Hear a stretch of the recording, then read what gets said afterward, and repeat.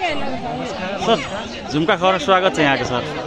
Sir ये जो सोनापुर के मेला है ना, ये मेला कहिया से लग रहा है, एक ये मेला के बारे में कनी कह दियो ने। मेला तो हमरा के से देखे से पहले बहुत पूर्व काल देखने से लग रहा है। हजुर हमरा के जन्म न भेल छले तइयो से अब बुढ़ो पक्का के ठाड़े से कि पहले से सदियों पुराने से लग रहा है कैसे खास बनाले अखने ई थान के यही सब संरक्षण कर रहा है सर। संरक्षण के रूप में अब बुढ़वा सब पला पड़े छले अखन के पाला में अब हमरा के त अपने हमरा के करिए लेकिन सर एना मनोकामना पूरा है से सर। मनोकामना तो सबके पूरा है से, मनोकामना पूरा है से तब न खसी बोका पेरवा सरवा लड्डू पान सुपारी सबके अपन अपन तरफ चढ़ाई है। और सर बनाले आप स्थानीय सरकार से थान के लागि कुनो सहयोग यल से?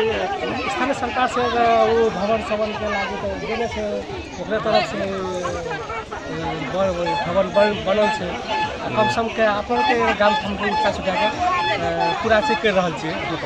अभी सुनसरीवासी कति कहल चाहे सर ई मेला के बारे में भनाल ताबो? सुनसरीवासी के एकदम बैसाख 6 गते प्रत्येक साल से लग रहा है।